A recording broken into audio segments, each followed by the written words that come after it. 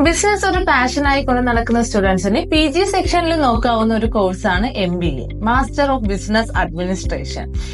ഏതൊരു ഡിഗ്രി കഴിഞ്ഞവർക്കും ഈ ഒരു കോഴ്സ് ചൂസ് ചെയ്യാവുന്നതാണ്.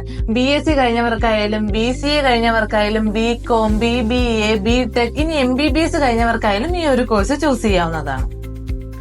MBAയും PGDയും ഒന്നാണോ എന്നുള്ളൊരു കൺഫ്യൂഷൻ ഉണ്ടല്ലേ? MBAയും PGDയും ഒന്നല്ല. MBA എന്ന് പറയുമ്പോൾ മാസ്റ്റർ ഓഫ് ബിസിനസ് അഡ്മിനിസ്ട്രേഷൻ. ഈ ഒരു കോഴ്സ് പ്രൊവൈഡ് ചെയ്യണമെന്ന് പറയുമ്പോൾ ഒരു യൂണിവേഴ്സിറ്റിയാണ്. ഈ യൂണിവേഴ്സിറ്റി അഫിലിയേറ്റ് ചെയ്തിരിക്കുന്ന കോളേജസിൽ ഈ ഒരു പ്രോഗ്രാം അവൈലബിൾ ആയി കാണും. PGD എന്ന് പറയുമ്പോൾ post graduate diploma in management ആണ്. അതിനൊരു യൂണിവേഴ്സിറ്റി തന്നെ ഇൻവോൾവ് ആവണമെന്നില്ല. ഒരു യൂണിവേഴ്സിറ്റിനെ ബേസ് ചെയ്ത് ഈ ഒരു കോഴ്സ് പ്രൊവൈഡ് ചെയ്യണമെന്നില്ല. ഏതൊരു കോളേജസിനായാലും ഈ ഒരു കോഴ്സ് പ്രൊവൈഡ് ചെയ്യാവുന്നതാണ്.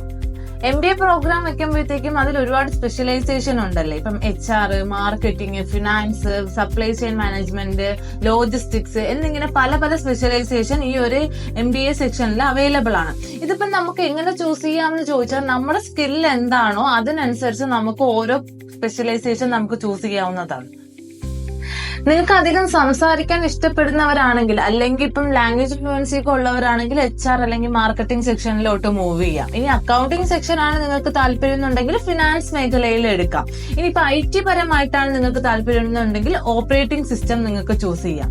അങ്ങനെ ഓരോ സ്പെഷ്യലൈസേഷനും അതിന്റേതായ ഇമ്പോർട്ടൻസ് ഉണ്ട്. MBA കോഴ്സ് ചൂസ് ചെയ്യണം എന്നുണ്ടെങ്കിൽ നിങ്ങൾക്ക് എൻട്രൻസ് എക്സാംസ് ഉണ്ട്. എൻട്രൻസ് എക്സാം വരുന്നത് CAT, CMAT, KMAT എന്നിങ്ങനെ പല എൻട്രൻസ് എക്സാംസ് ആണ് വരുന്നത്. ഈ ഓരോ എൻട്രൻസ് എക്സാമിന്റെ സ്കോർ ബേസ് ചെയ്തായിരിക്കും നിങ്ങൾക്ക് MBAക്ക് ഓരോ കോളേജസിൽ അഡ്മിഷൻ കിട്ടുന്നത്.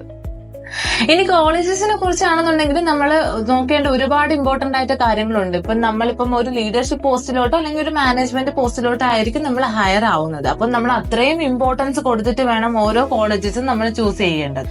നമ്മുടെ സ്കില്ല് ഡെവലപ്പ് ചെയ്യാൻ പറ്റിയതും അല്ലെങ്കിൽ നമ്മുടെ ക്വാളിറ്റി പോളിഷ് ചെയ്ത് എടുക്കാനും പറ്റിയ ഒരു കോളേജസ് വേണം നമ്മൾ ചൂസ് ചെയ്യാനായി. വെബിനാർ, സെമിനാർ, വർക്ക്ഷോപ്പ് അല്ലെങ്കിൽ പ്രസന്റേഷൻ എന്നിങ്ങനെ നടത്തുന്ന ഓരോ ഫേസും അല്ലെങ്കിൽ നമുക്ക് സെൽഫ് എക്സ്പോസ് ചെയ്യാൻ പറ്റുന്ന ഇപ്പൊ എന്താണ് കോളേജസ് തന്നെ ഡയറക്റ്റ് നടത്തുന്ന ഇവന്റ്സ് കാണും. ആർട്സ്, സ്പോർട്സ് അങ്ങനെയുള്ള അതിലൊക്കെ നമുക്ക് മാക്സിമം പാർട്ടിസിപ്പേറ്റ് ചെയ്തിട്ട് നമ്മുടെ സ്കില്ല് അവിടെ നിന്ന് ഇമ്പ്രൂവ് ചെയ്യാനായിട്ട് പറ്റും. ഇൻസൈഡ് കേരളയും ഔട്ട്സൈഡ് കേരളയിലും ഇന്ന് ഒരുപാട് കോളേജസിൽ ഈ ഒരു കോഴ്സ് അവൈലബിൾ ആണ്.